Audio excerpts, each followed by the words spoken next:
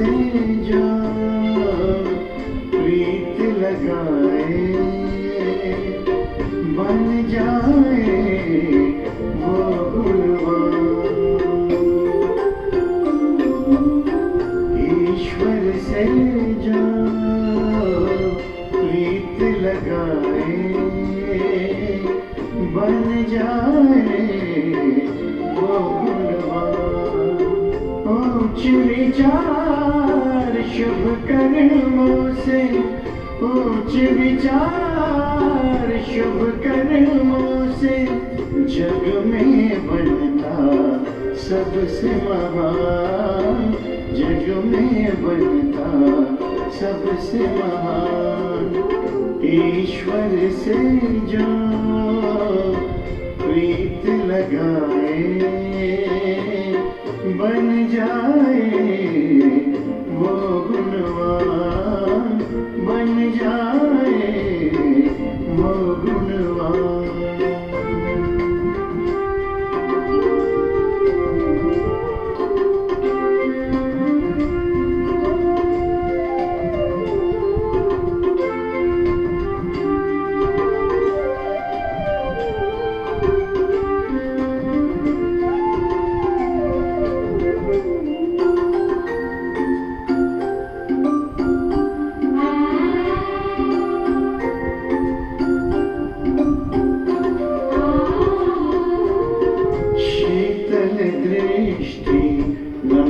जीवन से सबको वो सुख देता है।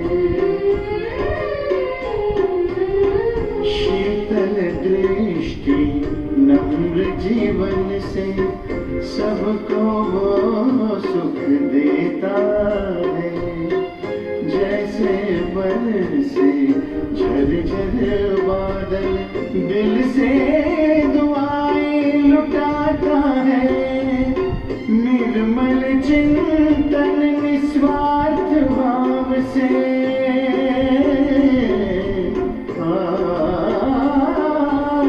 निर्मल चिंतन निस्वार्थ भाव से सुंदर रचता अपना जहान, सुंदर रचता अपना जहान।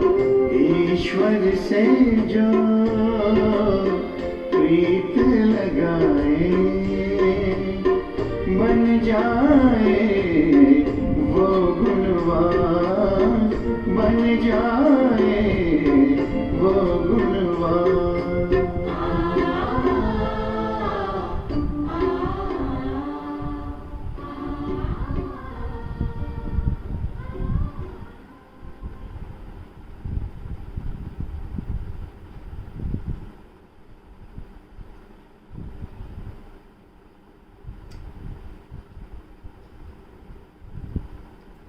ओम शांति। आज 7/5/2020 के सतगुरुवार के बाप दादा के मधुर महावाक्य सुनेंगे। आजकल बाबा प्रतिदिन अपनी चेकिंग की तरफ ध्यान खिंचवाते हैं। आज भी बाबा कह रहे हैं इस बात को देखें, क्या हम सारे दिन अमृत वेले से रात्रि तक बाबा की श्रीमत अनुसार हर कदम उठाते हैं? हम स्वदर्शन चक्रधारी बनकर के कर्म करते हैं। हमारे द्वारा किसी को दुख तो नहीं मिलता। हम सदैव सबको सुख देते हैं। और आज विशेष अंडरलाइन कराया, ये भी चेक करें कि हमारी बुद्धि चोरी चकारी की तरफ तो नहीं जाती। चोरी चाहे वह कख की हो चाहे लख की, छोटी हो या बड़ी, परंतु चोरी तो चोरी ही है। आप सभी ने एक छोटी सी स्टोरी सुनी होगी। एक बच्चा जो स्कूल में पढ़ाई पढ़ता था, परंतु चोरी के संस्कार उसके थे, तो किसी दूसरे विद्यार्थी के बैग में से कभी पेंसिल, कभी पेन, कभी स्केल वह चुरा कर अपने बैग में रख लेता था और माँ को आकर के दिखाता भी था। तो माँ खुश होती थी, बच्चे की एक पेंसिल की बजाय 2 पेंसिल हो गई। लेकिन माँ ने कभी ये ध्यान नहीं खिंचवाया, करेक्शन नहीं की कि ऐसे दूसरे के बैग में से निकालना ये चोरी होता है या ये रॉन्ग होता है या ये पाप होता है। ये माँ ने नहीं समझाया और बच्चे की हर रोज की आदत बनती गई। बचपन में छोटी चोरियां, उम्र के बढ़ने के साथ साथ धीरे धीरे बड़ी चोरियां करता रहा। आखिर एक दिन ये स्टेज आ गई कि वो पकड़ा गया और इतनी बड़ी चोरी कर ली कि उसे फांसी के फंदे पर लटकाने की नौबत आ गई। परंतु उसे उसकी अंतिम इच्छा पूछी गई और उसने अंतिम इच्छा में व्यक्त किया, मुझे अपनी माँ से मिलना है। और माँ से मिलने की इजाजत जब मिल गई तो माँ से मिलते ही माँ का नाक और कान दोनों वो बच्चा काट देता है। माँ सोच रही थी बच्चे के अंदर प्यार है इसलिए मिल रहा है, परंतु ये क्या किया। तब बच्चे ने कहा कि जब मैं बचपन में छोटी छोटी गलतियां करता था, उस समय मुझे अगर ये समझा देती तुम कि ये चोरी है, ये गलत है, तो मेरी आदत बढ़ती नहीं। लेकिन आज मेरे को कहाँ फांसी के फंदे पर लटकाया जा रहा है, उसके निमित्त तुम ही हो। तुमने मुझे सुधारा नहीं। वैसे ही बाबा हम बच्चों को ये कहते हैं, हर बच्चे को अपने आप को देखना है कि मेरे अंदर कोई छोटी छोटी चोरी की आदतें अभी तक हैं तो नहीं। स्कूल में चोरी, घर में छोटी छोटी चीजों की चोरी, फिर धीरे धीरे वो आदत बढ़ जाती है। इसीलिए बाबा कहते फिर वो आदत इतनी पक्की होती है कि बाबा के बन जाते हैं तो यज्ञ में भी चोरी करने लगते हैं। यज्ञ की किसी वस्तु को उठा के अपने पास रख लिया, भले सोचा यज्ञ में तो बहुत सारा है ना, परंतु बहुत सारे में से मैंने अपनी मर्जी से उठा लिया, चाहे वो छोटी सी खाने की चीज भी हो, तो भी वह चोरी ही है। तो कोई भी ऐसी आदत यदि है, चेक करके उसको परिवर्तन करें।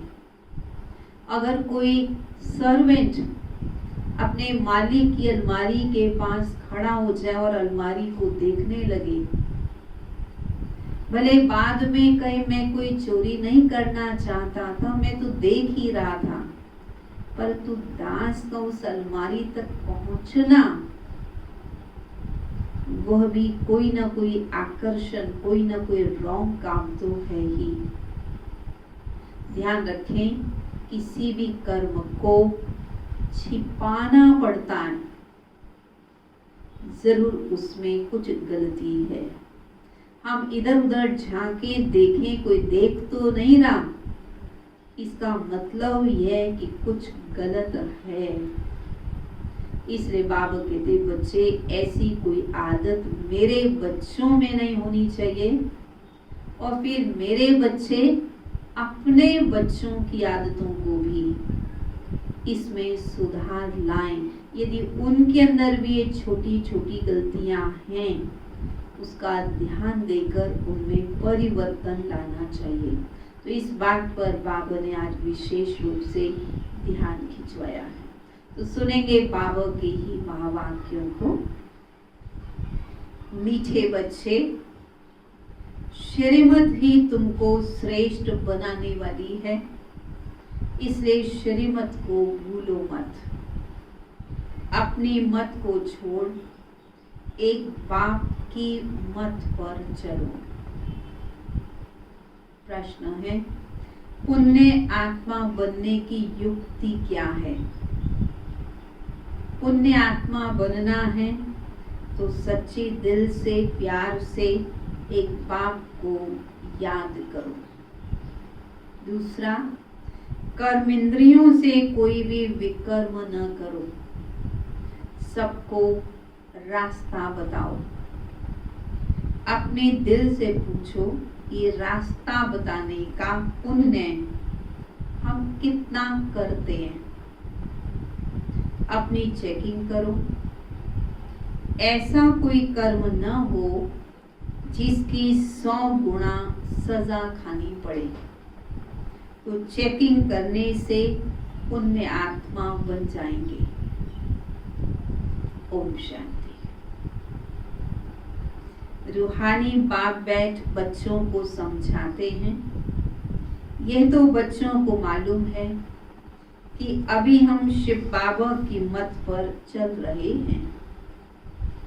उनकी है ऊंच से ऊंच मत। दुनिया यह नहीं जानती कि ऊंच से ऊंच शिव बाबा कैसे बच्चों को श्रेष्ठ बनाने के लिए श्रेष्ठ मत देते हैं। इस रावण राज्य में कोई भी मनुष्य मात्र मनुष्य को श्रेष्ठ मत नहीं दे सकते। तुम अभी ईश्वरीय मत वाले बनते हो। इस समय तुम बच्चों को पति से पावन बनने के लिए ईश्वरीय मत मिल रही है।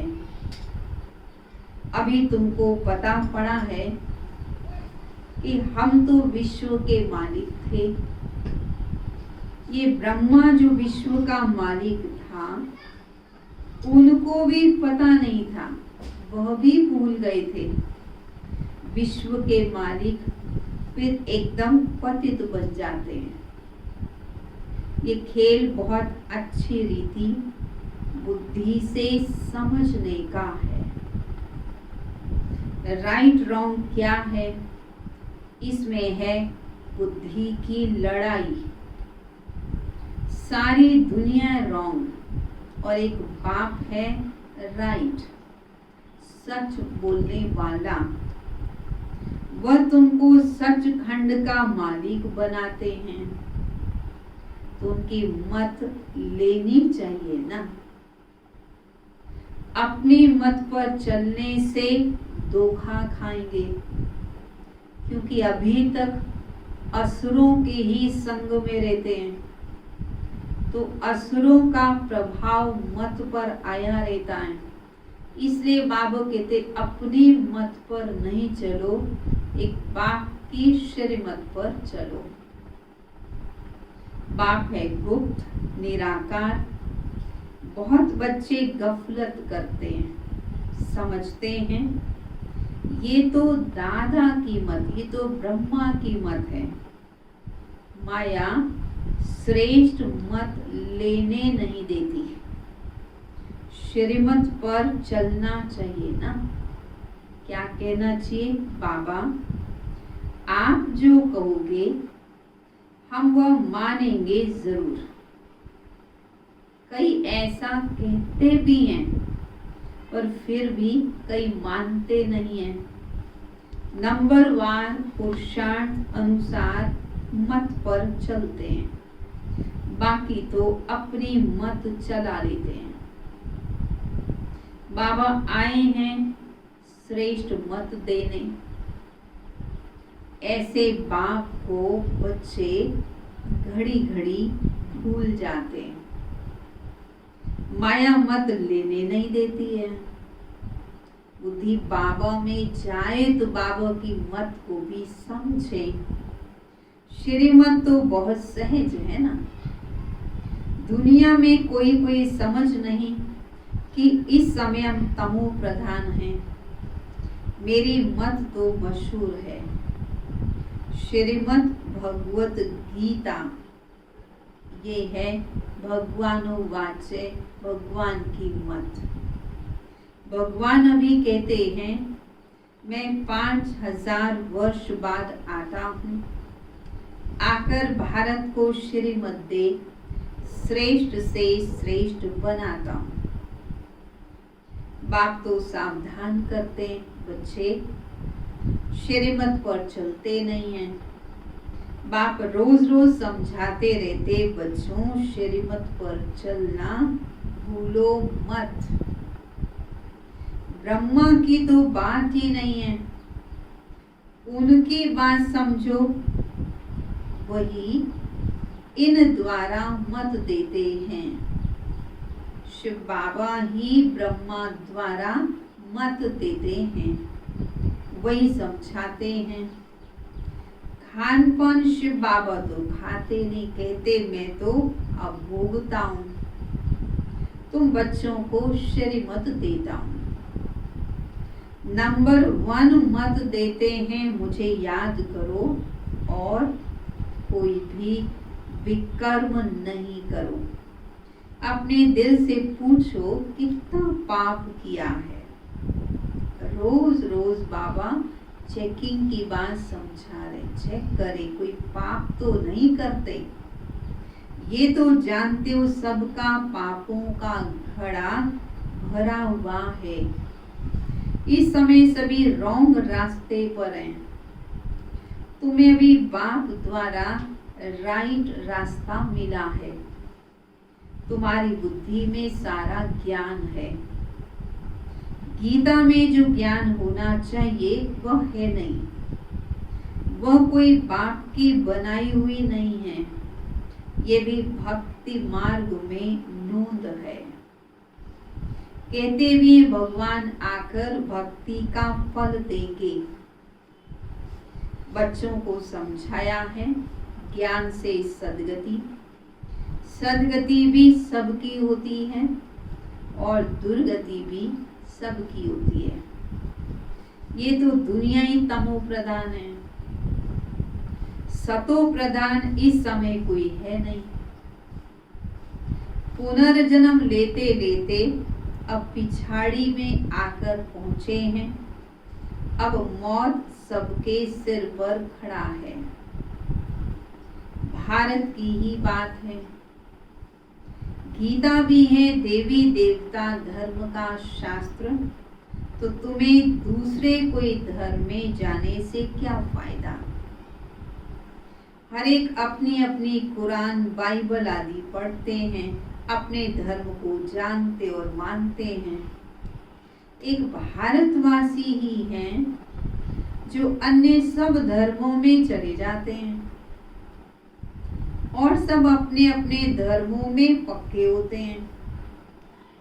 हर एक धर्म वाले की शक्ल आदि अलग है।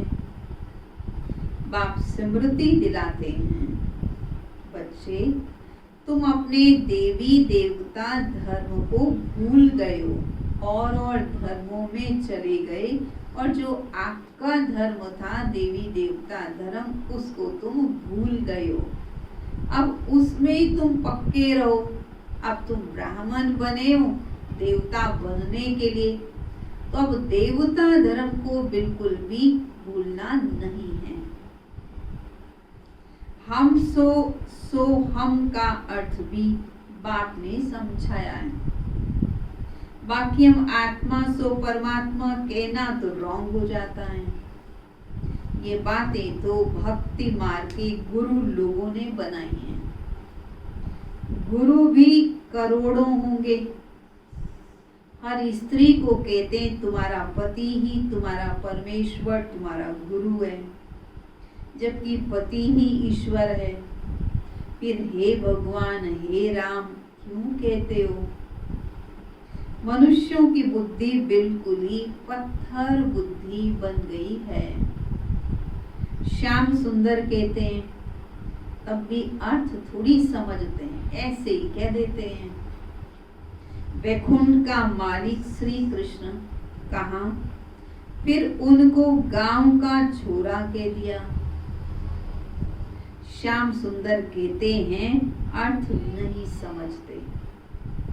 अभी बाप ने तुमको समझाया है, जो नंबर 1 सुंदर पवित्र थे, जो आत्मा एकदम सुंदर थी, पवित्र थी, वही नंबर लास्ट तमो प्रधान श्याम बनी है।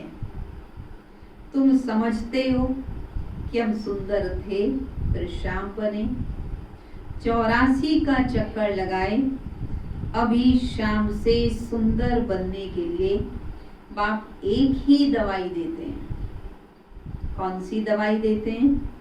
कि मुझे याद करो तो तुम्हारी आत्मा पतित से पावन बन जाएगी, श्याम से सुंदर बन जाएगी। तुम्हारे जन्म जन्मांतर के पाप नाश हो जाएंगे। तुम जानते हो जब से रावण आया है तुम गिरते गिरते पाप आत्मा बने हो। रावण अर्थात 5 विकार जब से आए तब से ही मनुष्यों में गिरावट हुई। ये है ही पाप आत्माओं की दुनिया। एक भी सुंदर नहीं है, एक भी पावन नहीं है। बाप बिगड़ सुंदर कोई बना ना सके। तुम आए हो किस लिए? स्वर्गवासी सुंदर बनने के लिए। अभी नरकवासी श्याम है। क्यों? क्योंकि काम चिता पर चढ़ काले बने हैं। बाप कहते काम महाशत्रु है, इस पर जो जीत पाएंगे वही जगत जीत बनेंगे। नंबर 1 है ही काम। उनको ही पतित कहा जाता है, क्रोधी को पतित नहीं कहेंगे। बुलाते भी आकर पति से पावन बनाओ, तो बाप आए हैं कहते हैं ये अंतिम जन्म पावन बनो। जैसे रात के बाद दिन और दिन के बाद रात होती है, वैसे संगम युग के बाद फिर सतयुग आना है, चक्कर फिरना है। बाकी और कोई आकाश में अथवा पाताल में कोई दुनिया नहीं है। सृष्टि तो यही है, रहने का स्थान तो यही है।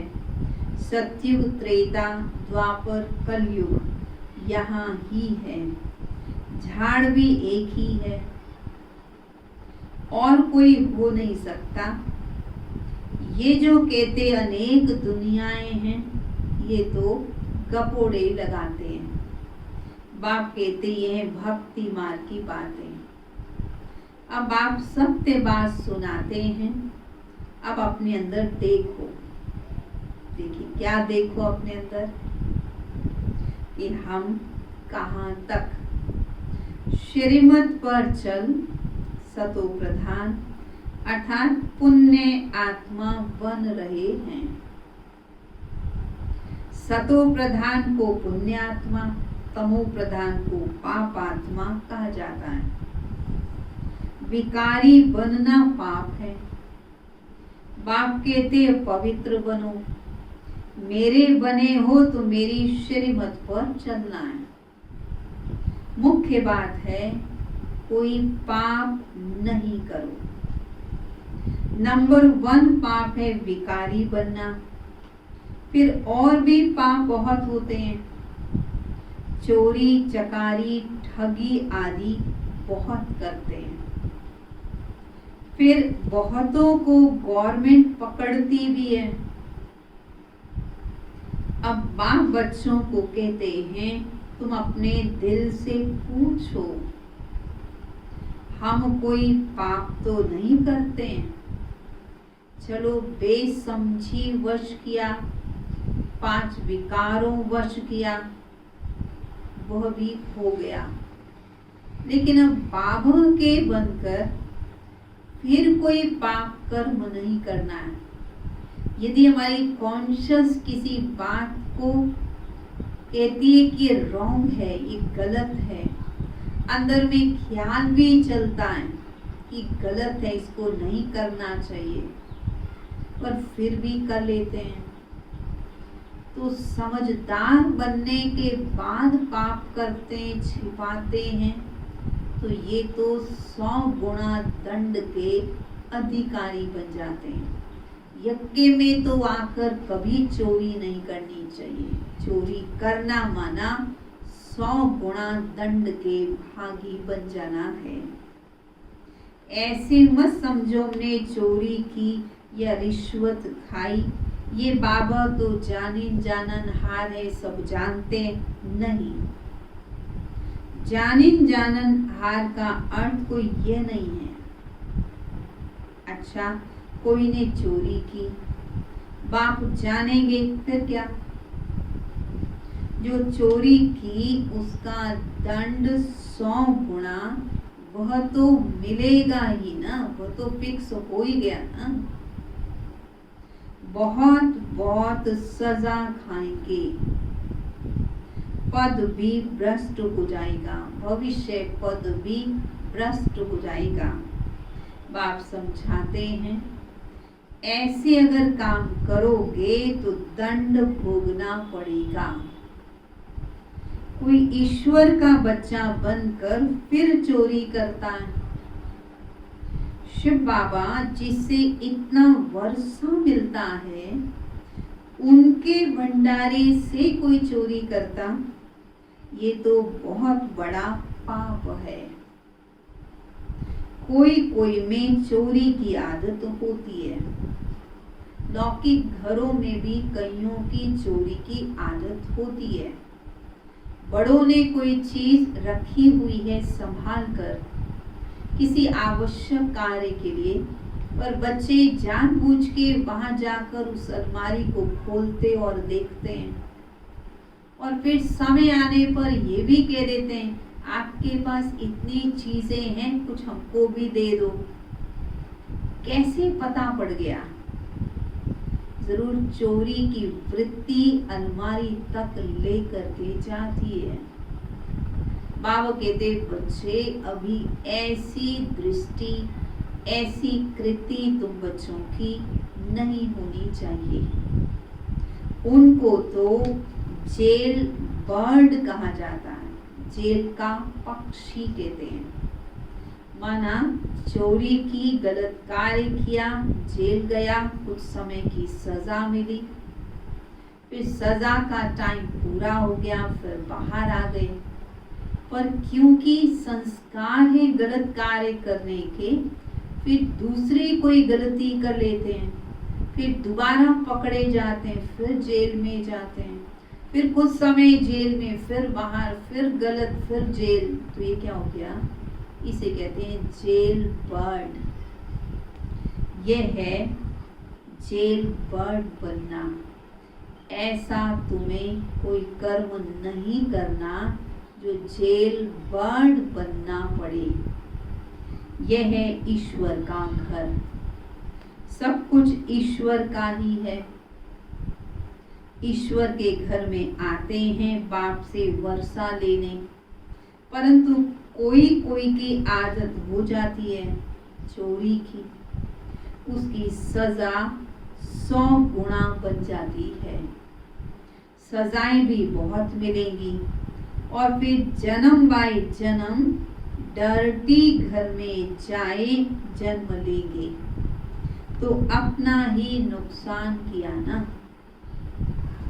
ऐसे बहुत हैं जो याद में बिल्कुल नहीं रहते, सुनते कुछ नहीं, बुद्धि में चोरी आदि के ख्यालात चलते रहते हैं। कोशिश करते हैं कौन सी युक्ति रचें जो वो चीज हमें चाहिए वो हमको मिल जाए।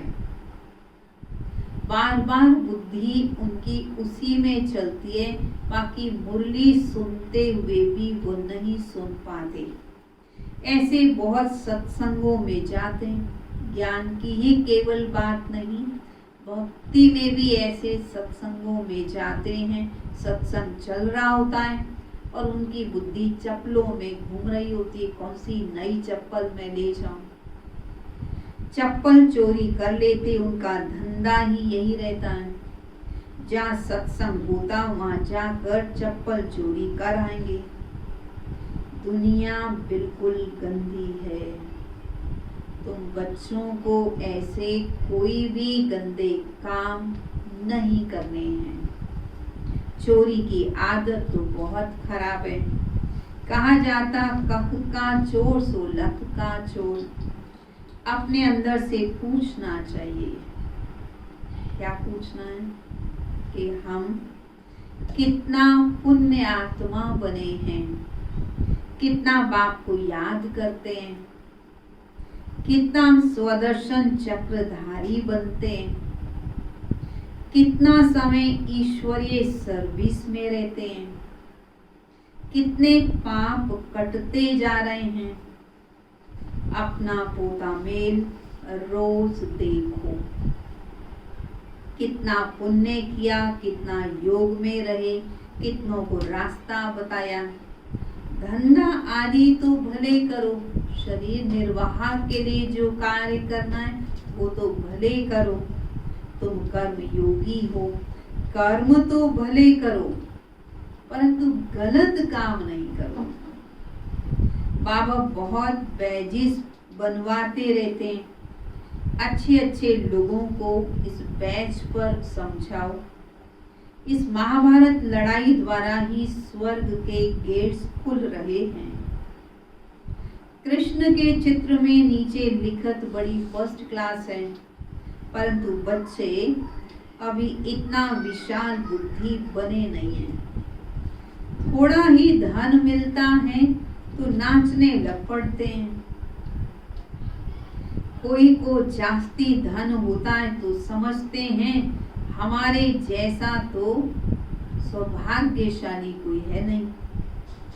जिन बच्चों को बाप की ही परवाह नहीं, उन्हें बाप जो इतना अविनाशी ज्ञान रत्नों का खजाना देते हैं उसकी भी कदर नहीं रहती। बाप की परवाह नहीं तो ज्ञान रत्नों की भी कदर नहीं करते। बाबा एक बात कहेगा वो दूसरी बात कर लेते हैं। परवाह न होने के कारण बहुत पाप करते रहते हैं। श्रीमत पर चलते नहीं, फिर गिर पड़ते हैं। बाप कहेंगे ये भी ड्रामा। उनकी तकदीर में नहीं है ऊंच पद। बाबा तो जानते हैं ना, बच्चे बहुत पाप करते हैं। अगर निश्चय हो कि बाप हमको पढ़ाते हैं तो खुशी रहनी चाहिए। तुम जानते हो कि हम भविष्य नई दुनिया में प्रिंस प्रिंसेस बनेंगे, तो कितनी खुशी रहनी चाहिए। परंतु बच्चे तो अभी तक भी छोटी छोटी बातों के कारण मुरझाते रहते हैं। वो अवस्था ठहरती नहीं है। बाबा ने समझाया विनाश के लिए रिहर्सल भी होगी, क्लैमिटीज भी होंगी, भारत को कमजोर करते जाएंगे। बाप खुद कहते ये सब होना ही है, नहीं तो विनाश कैसे होगा। बर्फ की बरसात पड़ेगी, फिर खेती आदि का क्या हाल होगा। लाखों मरते रहते हैं। कोई बतलाते थोड़ी हैं, न्यूज में भी जो देते हैं वो उतना सही न्यूज थोड़ी दे पाते हैं। तो बाप मुख्य बात समझाते हैं कि ऐसे अपने अंदर जांच करो कि मैं कितना बाप को याद करता हूँ। बाबा से बात करें, बाबा आप तो बड़े मीठे हो, कमाल है आपकी। आपका फरमान है मुझे याद करो, तो 21 जन्मों के लिए फिर कभी रोगी नहीं बनेंगे। अपने को आत्मा समझ बाप को याद करो, तो मैं गारंटी करता हूँ सम्मुख बाप तुमको कहते, तुम फिर औरों को सुनाते हो। बाबा सम्मुख आकर गारंटी करते कि तुम मुझे याद करो तो फिर कभी रोगी नहीं बनोगे। बाप कहते मुझे याद करो, बहुत प्यार करो, तुमको कितना सहज रास्ता बताता हूँ पति से पावन बनने का। कोई कहते हैं कि हम तो बहुत पाप आत्मा हैं। अच्छा फिर बाबा कहते अच्छा फिर ऐसे पाप मत करो। समझ लिया कि हमने बहुत पाप किए, तो कम से कम अब तो पाप मत करो, मुझे याद करते रहो। तो जन्म जन्मांतर के जो पाप हैं वो इस याद से भस्म होते जाएंगे। याद की ही मुख्य बात है। इसे कहा जाता सहज याद। योग अक्षर भी निकाल दो। सन्यासियों के हठ योग तो किस्म किस्म के हैं, अनेक प्रकार से सिखलाते हैं। इस बाबा ने भी बहुत गुरु किए। कितने गुरु किए? ब्रह्मा बाबा ने 12 गुरु किए। अभी बेहद का बाप कहते इन सबको छोड़ो। दादा लेखराज भक्ति करते थे तो उस समय उन्होंने 12 गुरु किए। जब ज्ञान मिला, समझ मिली, अलौकिक नाम प्रजापिता ब्रह्मा मिला, तब सब भक्ति आदि छोड़ दी, गुरु भी छोड़ दिए। अब बाप कहते इन सब का भी मुझे उद्धार करना है, और कोई की ताकत नहीं जो ऐसे कह भी सके। बाबा ने कहा है मैं इन साधुओं का भी उद्धार करता हूँ। फिर ये गुरु कैसे बन सकते हैं? साधुओं का भी उद्धार भगवान को करने आना पड़ता है, तो फिर ऐसे कैसे समझ सकते हैं कि साधु किसी दूसरे का उद्धार कर सकेंगे? तो मूल एक बात बाप समझाते, अपने दिल से पूछो कि हम कोई पाप तो नहीं करते। ऐसा भी नहीं कि हम एक कान से सुने और दूसरे कान से निकाल दें। अपने अंदर में अच्छी तरह जांच करें, पहले के पापों को भी चेक करें, लिखें, और अब कोई पाप तो नहीं होता, अब बुद्धि पापों में, गलत कामों में तो नहीं जाती, वह चेक करें। किसी को दुख तो नहीं देते, इसमें कोई तकलीफ नहीं है। अंदर जांच करनी चाहिए कि सारे दिन में कितने पाप किए, कितना याद किया। याद से ही पाप भस्म होंगे। कोशिश करनी चाहिए। ये बहुत मेहनत का काम है। ज्ञान देने वाला एक ही बाप है। बाप ही मुक्ति, जीवन मुक्ति का रास्ता बतलाते हैं। अच्छा, मीठे मीठे सिकिलदे बच्चों प्रति माता पिता बाप दादा का याद, प्यार और गुड मॉर्निंग। रूहानी बाप की रूहानी बच्चों को नमस्ते। रूहानी बच्चों की रूहानी बाप दादा को नमस्ते, नमस्ते, नमस्ते। धारणा के लिए मुख्य सार। बाप जो अविनाशी ज्ञान रत्नों का खजाना देते हैं, उसका कदर करना है। बेपरवाह बन पाप कर्म नहीं करने हैं। अगर निश्चय है कि भगवान हमको पढ़ाते हैं तो अपार खुशी में रहना है। दूसरा, ईश्वर के घर में कभी चोरी आदि करने का ख्याल न आए। हम सभी बच्चे चाहे अपने अपने लौकिक घरों में बैठे हैं और वह भी ईश्वर के घर हैं। जब हमने कहा मेरा बाबा और मेरे बाबा का घर, वो घर भी बाबा के हैं, तो कहीं भी चोरी का ख्याल नहीं आना चाहिए। ये आदत बहुत गंदी है। कहा जाता कख का चोर सो लख का चोर। अपने अंदर से पूछना है हम कितना पुण्य आत्मा बने हैं। बता।